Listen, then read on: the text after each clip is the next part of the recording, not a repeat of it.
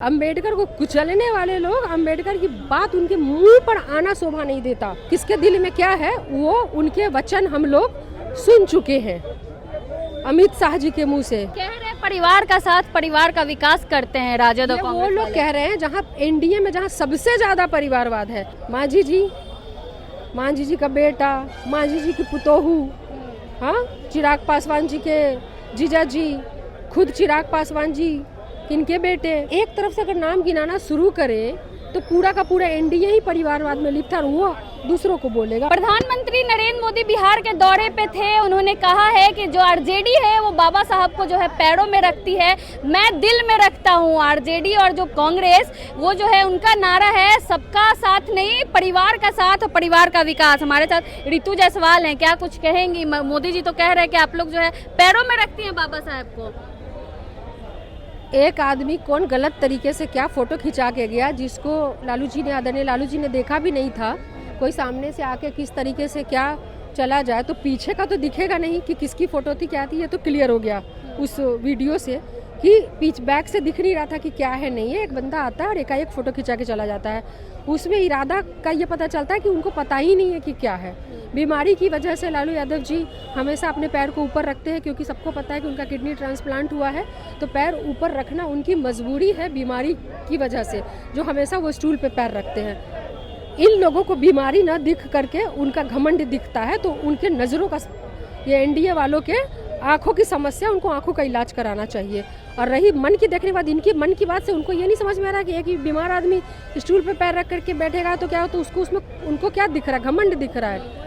और रहे बात कि किसके दिल में क्या है, वो उनके वचन हम लोग सुन चुके हैं अमित शाह जी के मुंह से कि इतना अगर अंबेडकर करोगे तो भगवान मिल जाएगा। अंबेडकर बोलना फैशन है, ये तो उनके जुबान में से लोगों ने पूरे हिंदुस्तान में सुन लिया। जो भरी सदन में उन्होंने कहा, तो वो लोग अंबेडकर को कुचलने वाले लोग, अंबेडकर की बात उनके मुंह पर आना शोभा नहीं देता। कह रहे हैं परिवार का साथ, परिवार का विकास करते हैं राजद और कांग्रेस। वो लोग कह रहे हैं जहाँ एनडीए में जहाँ सबसे ज्यादा परिवारवाद है, यानी कि अब एनडीए का जितना अलायंस है, जो भी अलायंस है, उसको उठा करके देख लो तो परिवारवाद के अलावा कुछ है ही नहीं।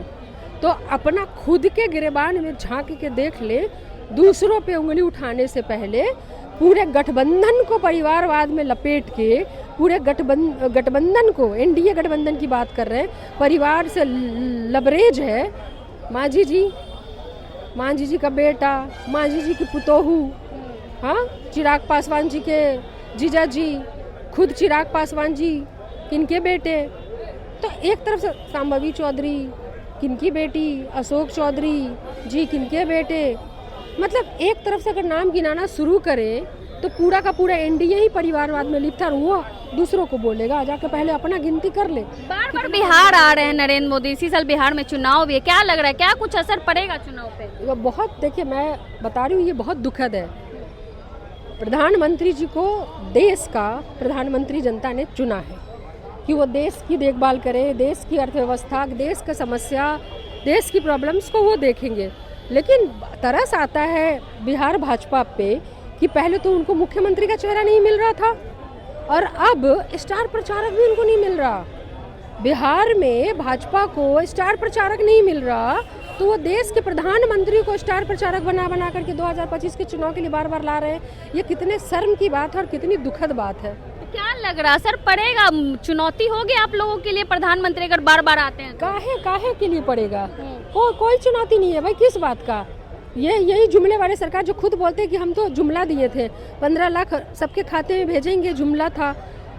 स्विस बैंक में पैसा जो है भारतीयों का वो नहीं रह जाएगा, खाली करा देंगे।